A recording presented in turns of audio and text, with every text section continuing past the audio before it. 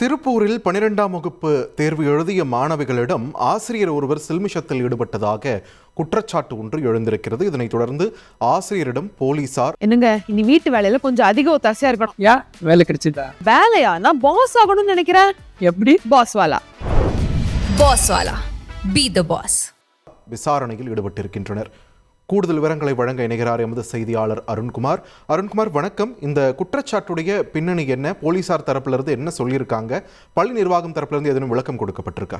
வணக்கம். திருப்பூர் வெங்கமேடு அரசு மேல்நிலைப் பள்ளியில் பல்வேறு பகுதியைச் சேர்ந்த பள்ளி மாணவ மாணவிகள் 12ஆம் வகுப்பு பொதுத் தேர்வு எழுதுகிறார்கள்.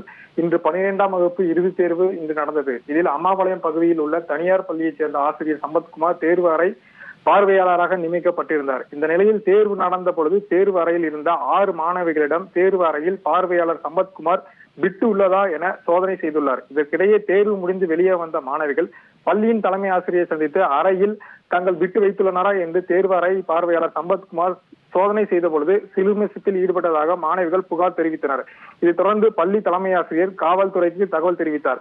சம்பவ இடத்திற்கு வந்த திருப்பூர் அனுப்பூர்பாளையம் காவல்துறையினர் தொடர்ந்து மாணவிகளிடமும் அதைத் தொடர்ந்து ஆசிரியர் சம்பத்குமாரை திருப்பூர் வடக்கு மகளிர் காவல் நிலையம் அழைத்து சென்று விசாரணையை நடத்தி வருகிறார்கள். இந்த சம்பவத்தால் அப்பகுதியில் பரபரப்பு ஏற்பட்டுள்ளது.